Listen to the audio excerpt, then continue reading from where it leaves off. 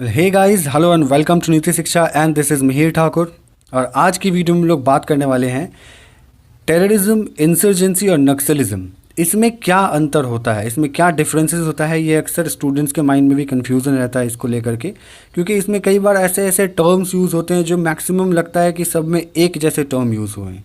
तो इस वजह से क्या होता है कि इसको डिफ्रेंशिएट करना थोड़ा सा टफ हो जाता है। तो आज हम इसको पूरी तरह से समझने की कोशिश करेंगे कि आखिर क्या अंतर है इन तीनों चीज़ में।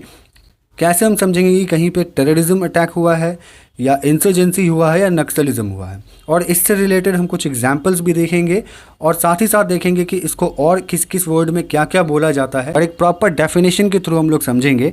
और लास्ट में देखेंगे कि इससे related IPC, Indian penal code में क्या जो हमारा सेक्शन है, कौन सा सेक्शन, उसमें क्या दिया गया है, इन सभी चीज़ों को समझेंगे। तो शुरू करते हैं आज के वीडियो को। So let's begin.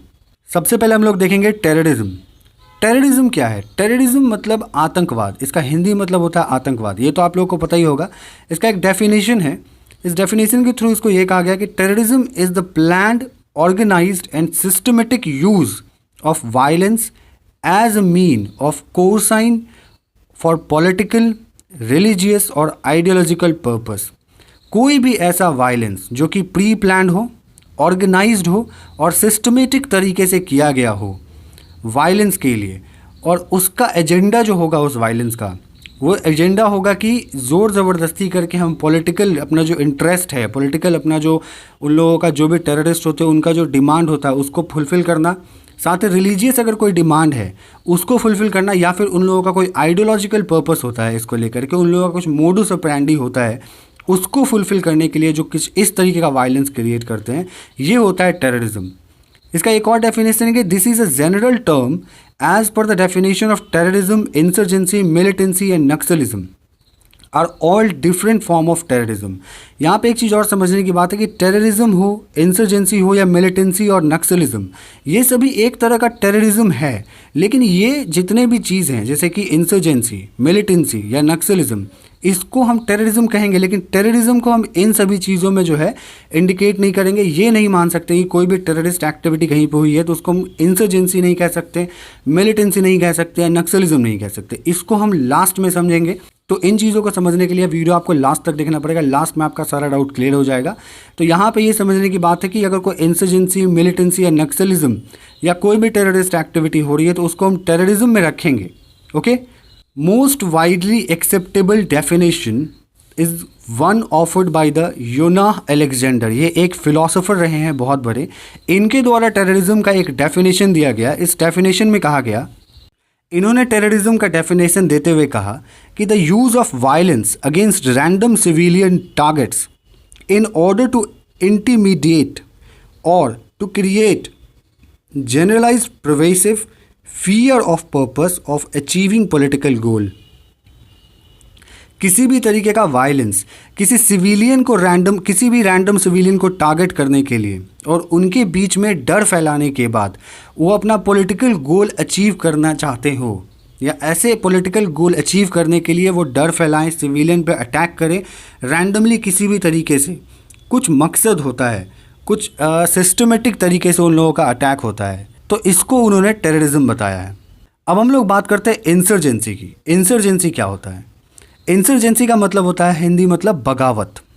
बगावत कहने का मतलब किसी भी सरकार या किसी भी शासक के खिलाफ आवाज़ उठाना, विद्रोह करना, इसको इंसर्जेंसी कहते हैं। इसका डेफिनेशन कुछ इस तरीके से है कि it is defined as an act of rebellion and, यहाँ पे AND होगा, मिसप्रिंट हो गया है, sorry, and armed struggle by a section of society with a view to overthrow the government. इन लोगों का क्या है कि ये लोग आवाज़ उठाते हैं, विद्रोह करते हैं शासक के खिलाफ, जो भी गवर्नमेंट होते हैं उसके खिलाफ, और इनका व्यू होता है कि गवर्नमेंट के जो प्रोसेस, जो गवर्नमेंट है उसको हटाना। And the important factor here is that the invariably there is a public support for the insurgents. यहाँ पे क्या है कि पब्लिक सपोर्ट होता है इन लोगों का इंसर्जेंसी में, बगावत में। The problem of Nagaland in early 1950s can be considered as classical example of insurgency. 1950s में जो 1950 में जो नागालैंड में रिवॉल्यूशन हुआ था, ये रिवॉल्यूशन का लंबा कहानी है, लेकिन ये एक एग्जाम्पल आप मान सकते हो कि इंसर्जेंसी का एक बेस्ट एग्जाम्पल अगर आपको देना हो तो नागालैंड का जो इंसर्जेंसी हुआ था 1950 में, वो एग्जाम्पल अगर आप देखो तो वहाँ है, वो उसको इंसर्जेंसी कहेंगे। It has subsequently been applied to any such armed uprising. Armed uprising यानी कि किसी भी तरीके का शस्त्र अस्त्र लेकर के जो है बगावत करना। टिपिकली गुरिल्ला इन कैरेक्टर्स, गुरिल्ला इन कैरेक्टर, गुरिल्ला का मतलब क्या होता है कि कहीं पे जैसे मान लो किसी भी गवर्नमेंट इंस्टीट्यूशंस है, वहाँ जाके छापे मारना, वहाँ जाके वायलेंस क्रिएट करना, चाहे वो पुलिस स्टेशन हो या फिर किसी भी गवर्नमेंट के दफ्तर में या फिर पार्लियामेंट या किसी भी जगह जो गवर्नमेंट इंस्टीट्यूशंस होता है, वहाँ जा कर के छापे मारना और वहाँ पे वायलेंस क्रिएट करना, ठीक है, against the recognised government of state और कंट्री, या फिर स्टेट गवर्नमेंट के खिलाफ या फिर कंट्री के सेंट्रल गवर्नमेंट के खिलाफ। ऐसे कोई भी वायलेंस क्रिएट होता है उसको इंसर्जेंसी के क्राइटेरिया में रखा जाएगा। इंसर्जेंसी को 18 साइनोनिम्स, एंटोनियम्स, आइडियोमेटिक एक्सप्रेशन से डिफाइन किया जाता है। जैसे कि इसको और भी किस तरीके से बोला जाता है, रेबिलियन कह सकते हैं हम, दूसरा कह सकते हैं कि इंसर्जेंस हुआ। रेबिलियन और इंसर्जेंस, इसका मतलब भी वही होता है कि विद्रोह करना, है ना, किसी के खिलाफ आवाज़ उठाना। उसके बाद इंसरेक्शन कह सकते हैं आप, इंसरेक्शन का मतलब भी विद्रोह ही होता है। म्यूटिनी होता है, म्यूटिनी का मतलब भी विद्रोह होता है। रिवॉल्यूशन यानी कि क्रांति की आवाज़ उठाना। अपराइजिंग का मतलब वही है, विद्रोह करना। गुरिल्ला वॉरफेयर का बात अगर हम करेंगे यहाँ पे तो वही चीज़ कि छापे मार करके कहीं पे अटैक करना, वायलेंस क्रिएट करना। रिवॉल्ट यानी कि क्रांति ले आना। सेडिशन कह सकते हैं आप कि राजद्रोह करना, जो भी राज्य में शासक हैं उसके खिलाफ आवाज़ उठाना, है ना। रेसिस्ट का मतलब भी यही होता है कि विद्रोह करना। और इंसर्जेंट भी इसको कहा जाता है, जिसका भी मतलब यही होता है कि विद्रोही। बाकी अलग अलग वर्ड यहाँ पे यूज़ किए गए हैं, लेकिन आप देखोगे तो मतलब सबका एक ही निकल करके आ रहा है। इंसर्जेंसी जो होता है वो किसी भी पर्टिकुलर कम्युनिटी के द्वारा किया जाता है। पीपल्स, यहाँ पे लोग मिले हुए होते हैं, है ना, कुछ कम्युनिटी के लोग, कुछ ऐसे सदस्य जो इन चीज़ों के पे बिलीफ रखते हो और ऐसा काम करने के लिए वो लोग और दूसरे को भी इन्फ्लुएंस करते हैं और उसके बाद जाकर के ऐसे तरीके का अराजकता राज्य में फैलाते हैं। अब हम लोग बात करते हैं नक्सलिज्म की। नक्सलिज्म क्या है? नक्सल और नक्सलाइट, आपने कई बार सुना होगा कि ये एरिया नक्सलाइट एरिया है, यहाँ पे नक्सल ज़्यादा रहते हैं, यहाँ पे नक्सल अटैक बहुत हुआ करता है। तो इसका मतलब क्या हुआ? नक्सल अटैक को हम टेररिज्म या फिर इंसर्जेंसी में नहीं रखेंगे। क्यों? क्योंकि इसका कुछ अलग तरीके का डेफिनेशन है। यहाँ पे है कि अ नक्सल और Naxalite is a member of militant political organisation. यहाँ पे आप कह सकते हो कि मिलिटेंट पॉलिटिकल ऑर्गेनाइजेशन, ये लोग थोड़ा उग्र टाइप के पॉलिटिकल ऑर्गेनाइजेशन बनाते हैं। That claims the legacy of communist party of India. अगर हम इंडिया की बात करते हैं तो यहाँ पे इन लोगों का कहना है कि कम्युनिस्ट पार्टी जो होते हैं उसका लेगेसी होना चाहिए कंट्री के अंदर में। इसको फाउंड किया गया था कैलकाटा में 1969 में। अब 1969 में क्या हुआ था? The term derives from the name of the village Naxalbari. Naxalbari नाम का एक विलेज है जो कि आपको वेस्ट बंगाल में पड़ेगा, है ना। वहाँ से इस टर्म को लिया गया क्योंकि नक्सलबाड़ी से नक्सल लिया गया और वहाँ के लोग जब इस रिवॉल्यूशन को किए थे तो 1969 में नक्सलाइट पीजेंट्स, यानी कि वहाँ के जो किसान, वहाँ के जो फार्मर्स या फिर वहाँ के छोटे छोटे जो व्यावसायिक होते थे, उन लोगों के द्वारा एक रिवॉल्यूशन किया गया था 1969 में। उस रिवॉल्ट के बाद इस नक्सलिज्म को, इस आइडियोलॉजी को वहाँ से प्रमोट करना चालू कर दिया गया और इंडिया में तब से नक्सलाइट जो है वो आपको देखने को मिला है। Naxalism is refer to use of violence to destabilise the state through communist, है ना। स्टेट को डीस्टेबलाइज करने का पूरा इन लोगों का जो है वो रहता है कि मतलब एजेंडा होता है इन लोगों का, और ये वायलेंस इसीलिए क्रिएट करते हैं। कम्युनिस्ट लोग यहाँ पे क्रिएट करते हैं। और कम्युनिज्म क्या होता है, कम्युनिस्ट क्या होता है, अगर आपको ये जानना है तो इसको मैं अगले वीडियो में बता दूंगा। अगर आप मुझे कमेंट बॉक्स में बताते हैं कि आपको अगर जानना है तो मैं इस पर सेपरेट लेक्शन लेकर के आ जाऊँगा, क्योंकि कम्युनिज्म और कम्युनिस्ट थोड़ा सा लेंदी टॉपिक है, इसको मैं आराम से एक अलग वीडियो में समझा दूंगा। लेकिन यहाँ पर आपको ये समझने की जरूरत है कि कम्युनिस्ट के द्वारा वायलेंस किया जाता है स्टेट के फंक्शंस को डीस्टेबलाइज करने के लिए। यहाँ पे भी ग्योरिल्ला वॉरफेयर एक्टिविटीज़ देखने को आपको मिलेगी। छापेमार तरीके से जो ये लोग हैं यहाँ पे वायलेंस क्रिएट करते हैं। Naxalism in India is mostly based on Maoist ideology. अब माओइस्ट आइडियोलॉजी क्या है? तो माओ एक लीडर थे, उनका आइडियोलॉजी ये लोग बिलीव करते हैं, उनके आइडियोलॉजी को फॉलो कर करके ये लोग नक्सलिज्म को प्रमोट करते हैं, through which they want to overthrow the government. यहाँ पे भी वही है कि यहाँ पे भी ये लोग गवर्नमेंट के फंक्शंस को हटाना चाहते हैं और पीपल्स वॉर, यानी लोगों के द्वारा विद्रोह कर करके गवर्नमेंट को हटाने करके। और यहाँ पे एक टर्म आपको दिख रहा होगा, प्रोट्रैक्टरेट पीपल्स वॉर। इसका मतलब हुआ कि लंबे समय तक लोगों के द्वारा युद्ध छिड़ा हुआ होता है इस नक्सलिज्म में। आप कोई भी गौर करोगे, कोई एरिया है वहाँ पे अगर नक्सलिज्म शुरू हुआ, आप देखोगे कि काफ़ी सालों काफ़ी वर्षों तक वहाँ पे जो उन लोगों का विद्रोह है वो चलता रहता है। अक्सर वहाँ पे अटैक्स होती रहती हैं। अभी रिसेंटली छत्तीसगढ़ में भी आपने अटैक देखा होगा, जो नक्सल अटैक था। तो ये टेररिस्ट नहीं होते हैं, ये टेररिज्म एक्टिविटी होता है ना। ये स्टेट के ही लोग होते हैं कुछ ऐसे जो ऐसा वायलेंस क्रिएट करते हैं, जो गवर्नमेंट के काम पे, गवर्नमेंट के पॉलिसीज़ पे बिलीव नहीं करते हैं। इन लोगों का मानना है कि पीपल्स का गवर्नमेंट होना चाहिए। यहाँ पे लिखा हुआ इंस्टॉल पीपल्स गवर्नमेंट। ये लोग मानते हैं कि लोग के द्वारा शासन करना जरूरी है। यहाँ पे सरकार को शासन देने की, सरकार को सत्ता देने की ज़रूरत नहीं है, ऐसा इन लोगों का मानना है। जैसा कि मैंने आपको बताया कि किसी भी एरिया में नक्सलिज्म होता है तो वो लंबे समय तक चलता है। अब जैसे आप इस इंडिया के मैप को देखो, यहाँ पे आप देख रहे हो कि 2007 का मैप में दिखा रहा है कि नक्सल अफेक्टेड एरिया, आपको ये सारे कलर्ड दिख रहे होंगे यहाँ पे।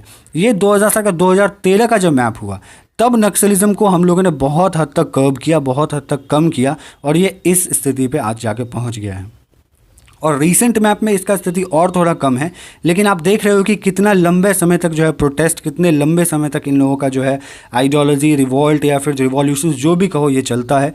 और ऐसे करके ये लोग जो है अपने आइडियोलॉजी को प्रमोट करते हैं और देश में ऐसे अराजकता का स्थिति फैलाए रखते हैं।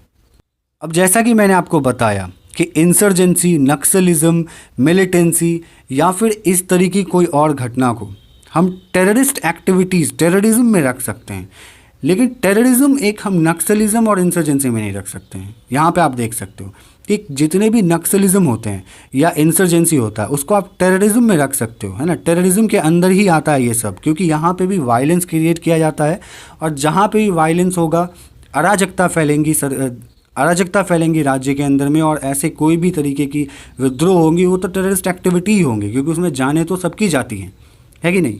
लेकिन जो आइडियोलॉजी के बेसिस पे इसको डिफाइन किया गया है, नक्सलिज्म अलग आइडियोलॉजी होता है, इंसर्जेंसी अलग होता है, टेररिज्म अलग होता है। तो यहाँ पे यही चीज़ कहा गया, insurgency and naxalism are different form of terrorism. Okay, insurgency and naxalism are different form of terrorism, but all terrorism is not insurgency और नक्सलिज्म। सारे टेररिज्म को हम इंसर्जेंसी या नक्सलिज्म में नहीं रख सकते हैं। आइडियोलॉजी के बेसिस पे देखेंगे कि क्या आइडियोलॉजी के बेसिस पे उन लोगों ने वायलेंस क्रिएट किया है, उस हिसाब से हम इसको अलग अलग क्राइटेरिया में डिफाइन करते हैं।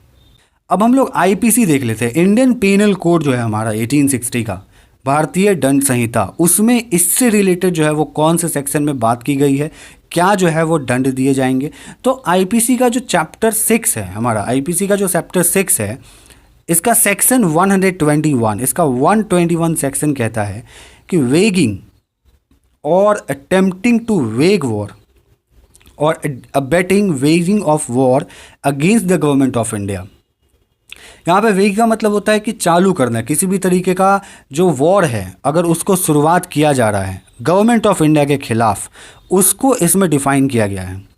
इसके डिस्क्रिप्शन में दिया गया है कि whoever wages of war the government of India against the government of India और attempt to wage such war और abets the waging of such war, यानी कि किसी भी चीज़ का लड़ाई इसे गवर्नमेंट ऑफ इंडिया के खिलाफ शुरू करना या फिर उस लड़ाई को बढ़ावा देना। अबेटिंग का मतलब होता है बढ़ावा देना। ओके, तो किसी भी तरीके का लड़ाई या किसी भी तरीके का विद्रोह को बढ़ावा देना जो गवर्नमेंट ऑफ इंडिया के खिलाफ हो, चाहे वह स्टेट हो या फिर सेंटर हो, और उसके खिलाफ अगर कोई ऐसा कोई काम कर रहा है उसको हम इस आईपीसी के थ्रू जो है वो सज़ा देंगे। इसमें सज़ा दी गई है कि पनिश हो सकता है, उसको डेथ पेनल्टी भी मिल सकती है, लाइफ इम्प्रिजन में भी मिल सकता है, और या फिर उसको फ़ाइन दिया जा सकता है, या फिर बोथ। तो इस तरीके की सज़ा हमारे आईपीसी में दी गई है। आई होप आपको इन तीनों में डिफरेंसेस क्या हैं, क्या आइडियोलॉजी होता है इन लोगों का, ये आपको देखने को मिला होगा और समझ में आ गया होगा। और अगर आपको कोई क्वेरीज अभी भी हैं तो आप मुझे कमेंट बॉक्स में पूछ सकते हैं। I will definitely solve your queries. और अगर वीडियो अच्छा लगे तो चैनल को सब्सक्राइब कर देना, हो सके तो वीडियो को लाइक और शेयर भी कर देना। See you in the next one. Goodbye, take care.